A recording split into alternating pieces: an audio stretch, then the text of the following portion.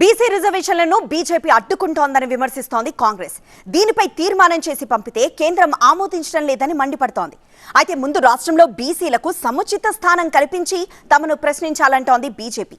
ఈ క్రమంలో రెండు పార్టీల నేతల మధ్య మాటల యుద్ధం నడుస్తోంది.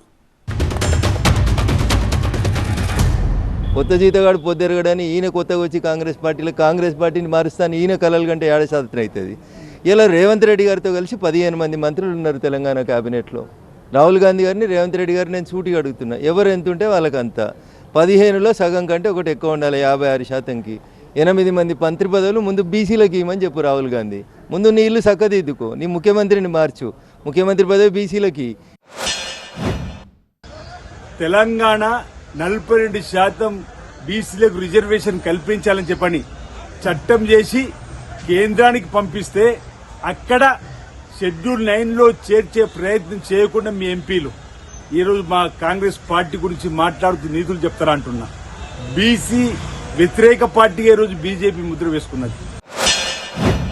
ఈ దేశంలో ఒకటోసారి, రెండోసారి, మూడోసారి అధికారంలోకి వచ్చిన భారతీయ జనతా పార్టీ 100% నుంచి 80% కేంద్ర మంత్రి పదవులని జనాభా ప్రాతిపదికన బీసీలకి, ఎస్సీలకి, ఎస్టీలకి, మహిళలకి, మైనారిటీలకి ఇచ్చింది. నరేంద్ర మోడీ గారి నాయకత్వంలో బీసీ కమిషన్ తీసుకొచ్చింది మేము. రేపు భవిష్యత్తులో బడుగు బలహీన వర్గాలకి ఇంకేమైనా న్యాయం జరుగుతుంది అంటే అది మా వల్ల మాత్రమే జరుగుతుంది తప్ప కాంగ్రెస్ కులగణన జరపడానికి ముందుకు వచ్చిరంటేనే ఇది కాంగ్రెస్ పార్టీ విజయం, రాహుల్ గాంధీ గారి విజయం, తెలంగాణ రోడ్ మోడల్ రేవంత్ రెడ్డి గారి విజయంగా మేము భావిస్తా ఉన్నాం. రాబో రోజుల్లో 42%తో స్థానిక సంస్థల ఎన్నికల్లో ముందుకు పోవడానికి కోసం మా ప్రభుత్వం సిద్ధంగా ఉందని సందర్భంగా తెలియజేస్తా ఉన్నాను.